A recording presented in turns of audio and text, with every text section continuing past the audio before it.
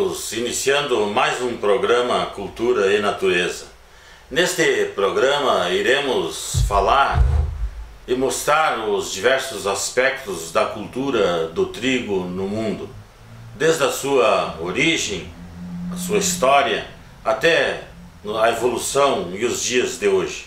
Nós estamos aqui na Embrapa Trigo, em Passo Fundo, e eu estou conversando com o chefe-geral da Embrapa Trigo, o Dr. Sérgio Roberto Dotto.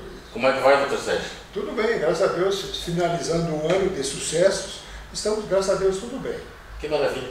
Dr. Sérgio, o senhor poderia explicar para o nosso telespectador o que é a Embrapa Trigo?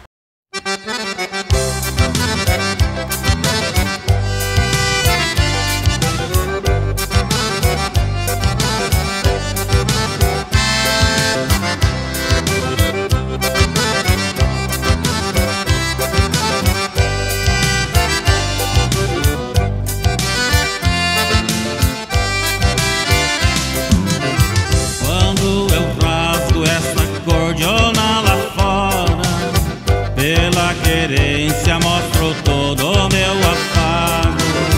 Não acreditam e não entendem porquê. Todo gaúcho pode amar tanto seu pago. Levanta os olhos, lá longe está o horizonte. Veja as belezas deste meu pago sem fim. Veja os trigais dourados beirando os montes, que sentirás a magia que vive em mim. Levante os olhos, lá longe está o horizonte. Veja as belezas deste meu pago sem fim. Veja os trigais dourados beirando os montes, que sentirás a magia que vive em mim. O minuano balança os trigais, tocando ondas douradas, nas coxilhas e canhadas, numa magia sem fim. Do outro lado, bem longe está o horizonte, o gado pastando nos montes e o meu pingo ao redor de mim. Lá no galpão sentir o sabor do rancho, prove o churrasco e tome um chimarrão.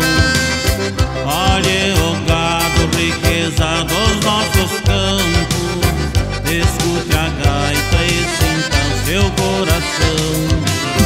Levanta os olhos, lá longe está o horizonte. Veja as belezas deste meu pago sem fim. Veja os trigais dourados beirando os montes, que sentirás a magia que vive em mim. Levante os olhos, lá longe está o horizonte. Veja as belezas deste meu pago sem fim. Veja os trigais dourados beirando os montes, que sentirás a magia que vive em mim. Quando o entardecer se aproxima, no acalanto do chimarrão, a chaleira chia e o minano chora, e o gado muge coxilha fora, o pingo volta ao galpão.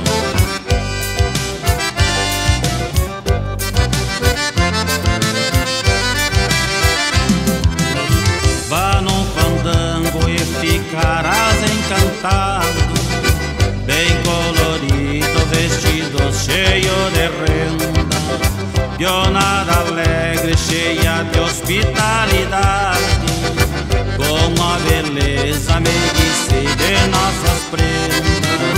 Levanta os olhos, lá longe está o horizonte. Veja as belezas deste meu pago sem fim. Veja os trigais dourados beirando os montes, que sentirás a magia que vive em mim. Estudos antropológicos, arqueológicos, geológicos, paleontológicos e outros dão conta de que o trigo teve origem no Oriente Médio, especificamente na Síria, na Jordânia, na Turquia, no Irã e no Iraque.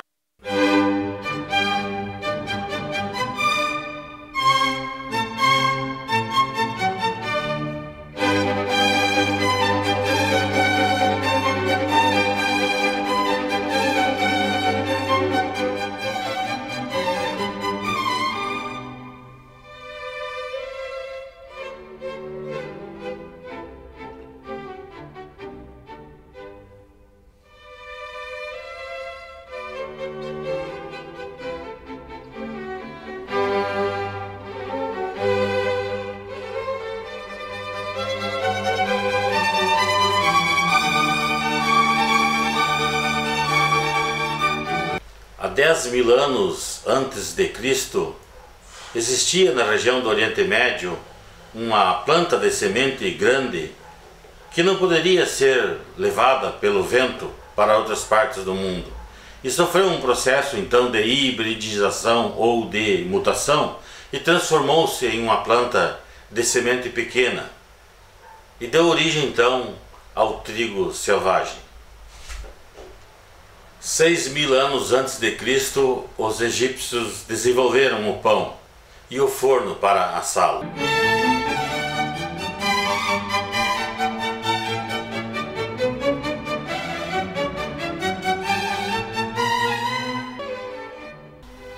Foi também os egípcios que da farinha de trigo criaram a primeira indústria do mundo de produção alimentar em grande escala.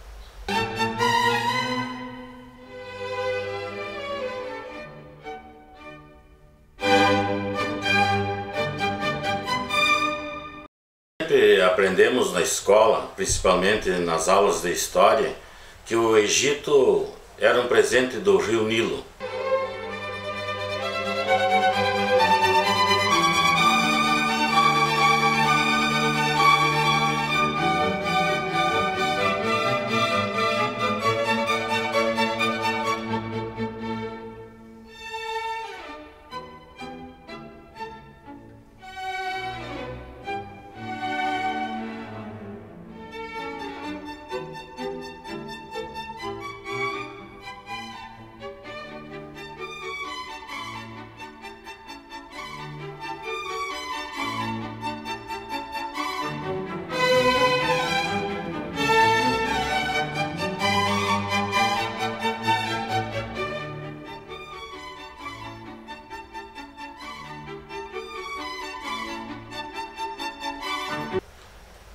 Há muitos anos, um colega professor trouxe-me de outro lado do mundo um presente.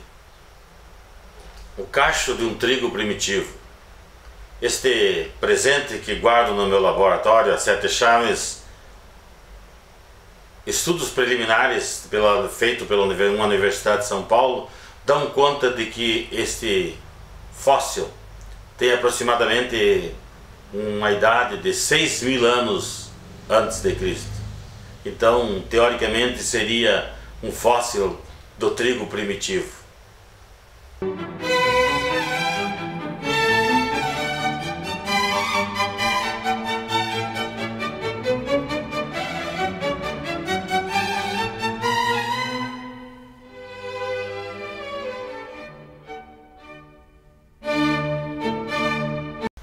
Fósseis são restos de animais ou vegetais ou vestígios de outro tipo de matéria viva que com os milhares de anos foram preservados e transformados em rocha sem perder as suas características físicas.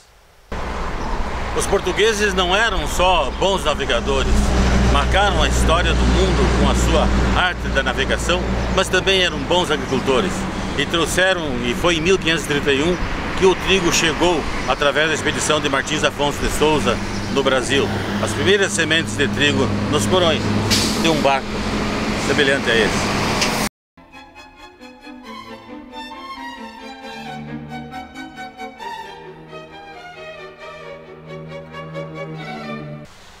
Foi na década de 1850 que chegaram em Passo Fundo as primeiras sementes de trigo, acondicionadas em litros nos cargueiros das mulas, dos tropeiros e dos mascates que por aqui passavam.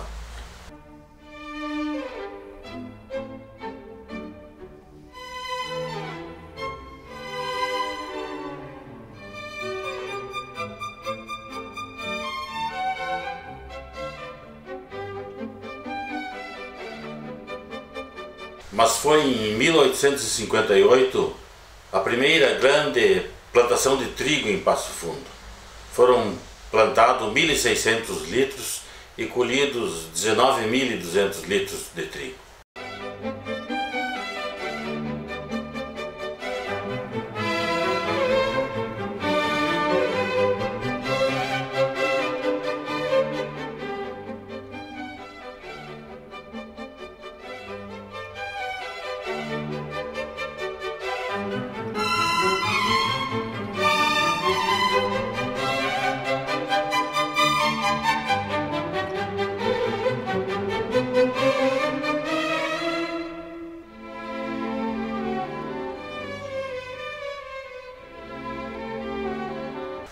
Em 1917, um agricultor recebeu 200 mil réis de prêmio da Assembleia Legislativa do Estado pela plantação de 100 alqueires de trigo aqui em Passo Fundo.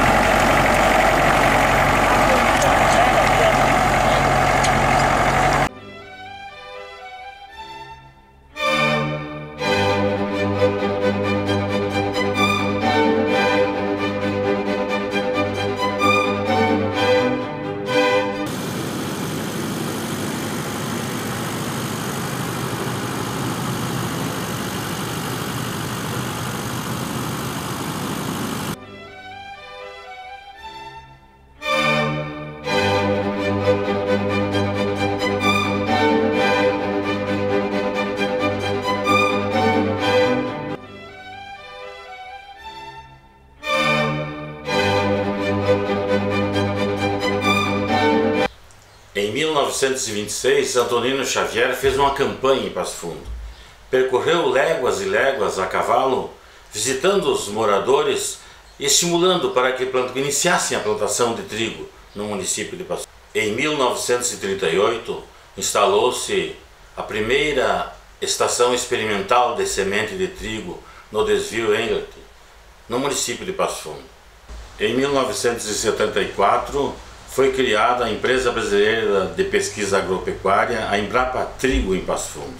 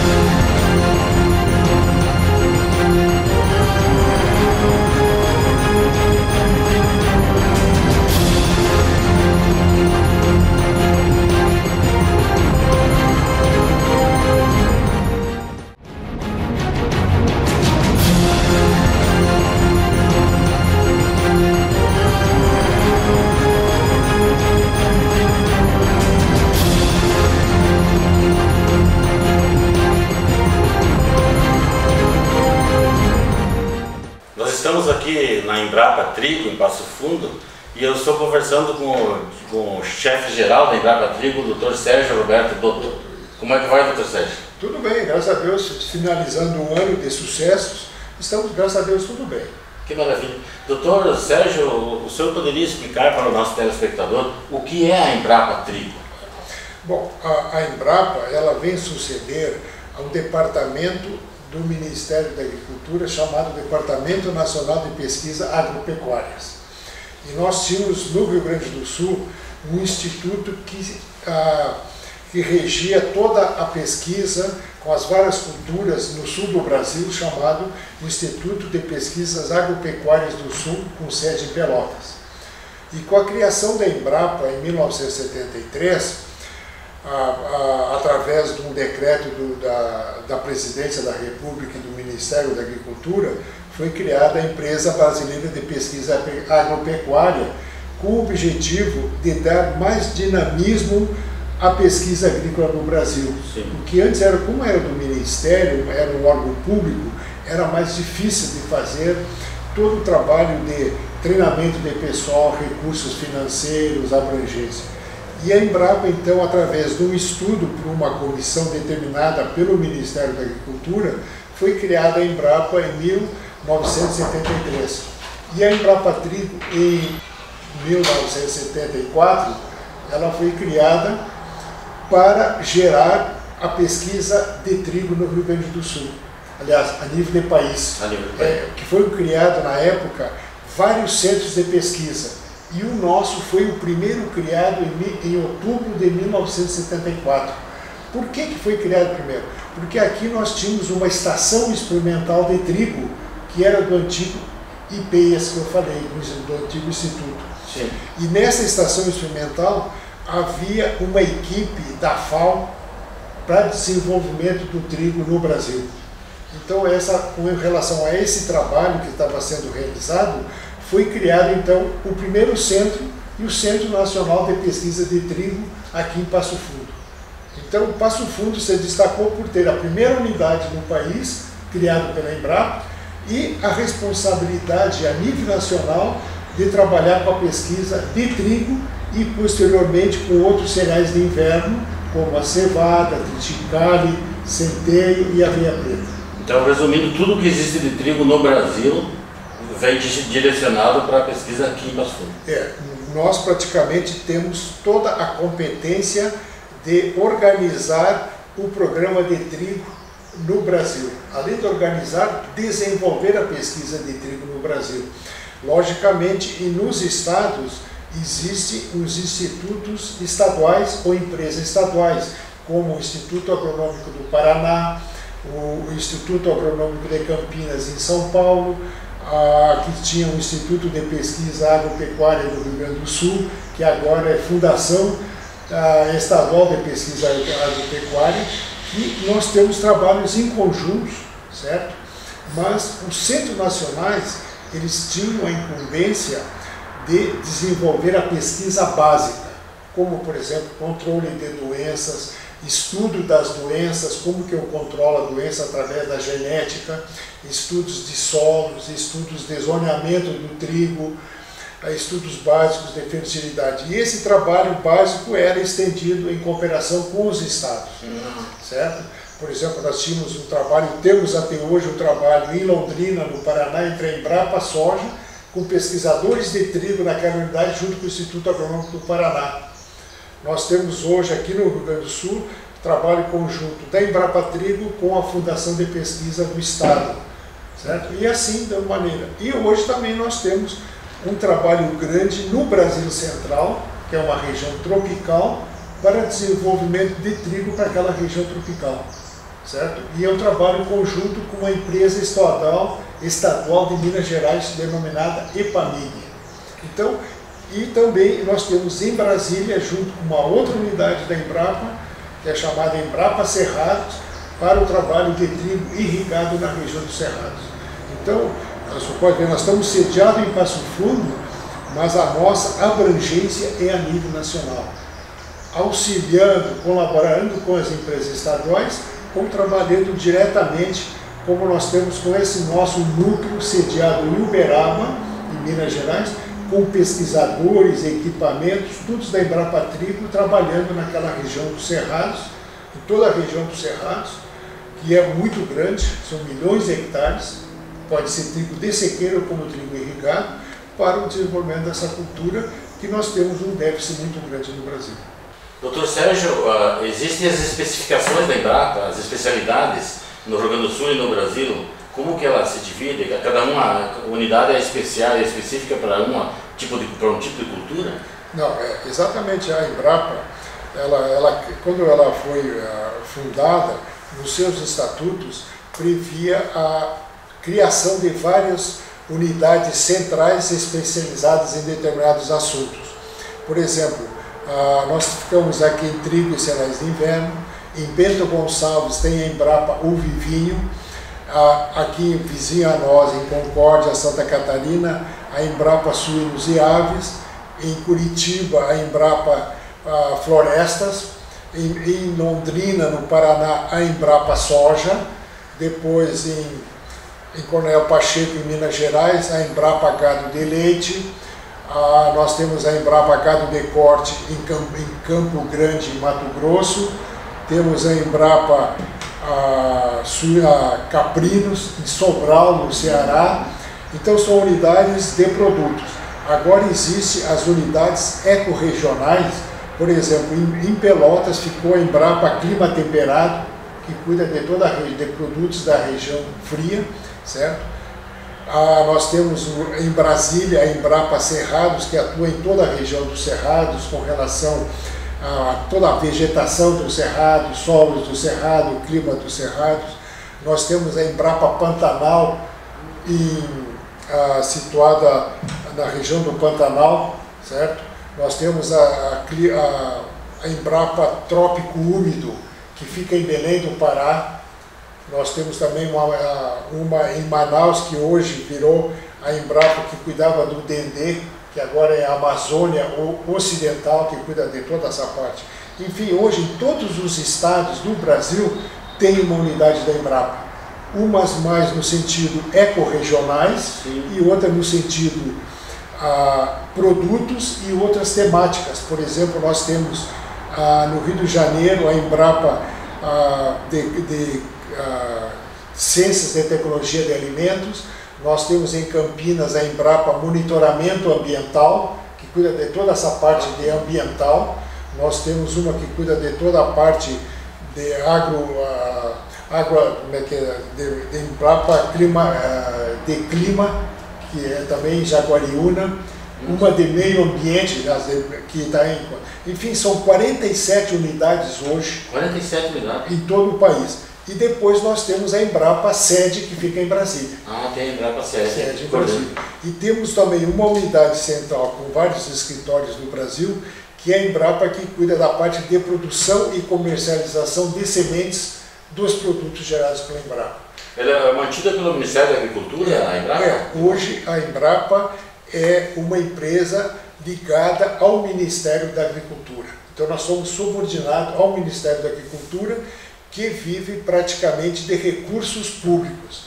Mas nós podemos hoje fazer convênios com várias entidades privadas que dão sustentabilidade aos projetos que eles querem.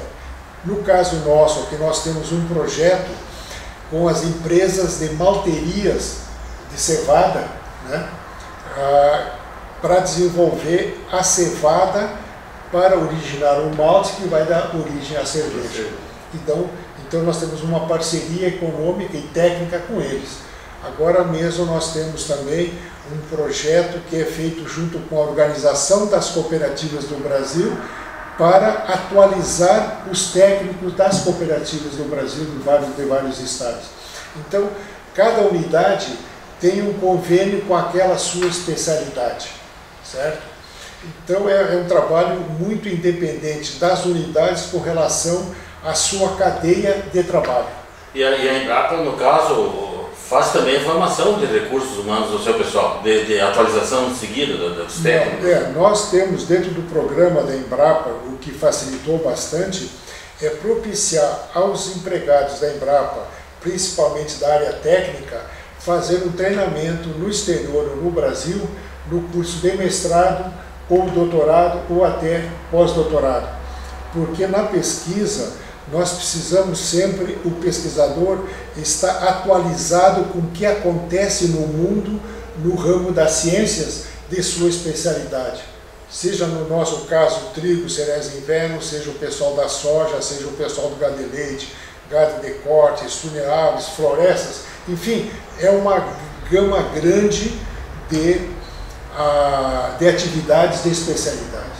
Tanto que hoje, por exemplo, com a sustentabilidade da agricultura no Brasil hoje, do agronegócio agrícola, grande parte se deve o sucesso que nós temos hoje às tecnologias geradas para a Embrapa na década de 70, 80 e 90. Porque a agricultura brasileira se tecnificou a partir do final da década de 70 e 80. Sim. Então foi aí que houve esse crescimento da produção brasileira dos vários produtos. Porque até a década de 70 nós importamos a maior parte dos produtos. Milho, trigo, ainda hoje, feijão e outros produtos que a gente importava. Hoje nós estamos exportando, certo? Grande parte do sucesso hoje no PIB, percentagem no PIB, é do agronegócio que hoje está dando sustentabilidade ao país. Graças a esse trabalho que a Embrapa fez nessas últimas décadas, que hoje está tendo sucesso. Basta dizer, por exemplo, a soja, ela começou no Rio Grande do Sul, certo? E hoje está sendo cultivada no Equador, em Roraima, que é o hemisfério norte, Rondônia, Pará, Maranhão, graças às pesquisas dos nossos colegas da Embrapa Soja, que desenvolveram uma tecnologia,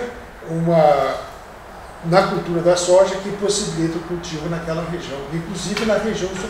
E o caso do trigo, nós estamos levando o trigo para a região tropical, que o trigo é uma cultura de clima temperado, regiões frias, e nós estamos levando para a região quente. A Embrapa, doutor, então, foi a mola propulsora do desenvolvimento da agricultura no país, basicamente, e não só da agricultura, porque o próprio turismo aparece do lado e outras ligações. Exatamente, com toda a força eu posso afirmar, e porque eu sou inclusive sócio fundador da Embrapa, que eu já participava aqui na estação experimental, eu acredito e afirmo que todo esse desenvolvimento do agronegócio foi baseado na Embrapa, mas também as empresas estaduais. Não podemos esquecer que tem grande contribuição das empresas estaduais nas respectivos estados, que eles juntamente com a Embrapa desenvolveram. Quem são as empresas estaduais? No seu caso do IAPAR, o Instituto Agronômico do Paraná, o Instituto Agronômico de Campina, que foi um dos primeiros institutos criados no Brasil, certo? Sim. Que é um grande responsável pela cana, pelo café, pela soja na região tropical. Então, a gente não pode desmerecer esse trabalho das empresas estaduais, que também, juntamente com a Embrapa, fizeram esse desenvolvimento. Eu acho que a gente tem que ser bem conciso e também valorizar essas empresas estaduais. Da base dessas... Exatamente, que é um conjunto das entidades de pesquisa, onde a Embrapa se insere, porque ela tem uma maior abrangência, teve uma maior fonte de recursos, por ser federal, certo? E uma maior ausência da política, que nós somos sempre técnicos, certo? Sempre olhando o aspecto técnico, que isso é muito importante numa entidade técnica.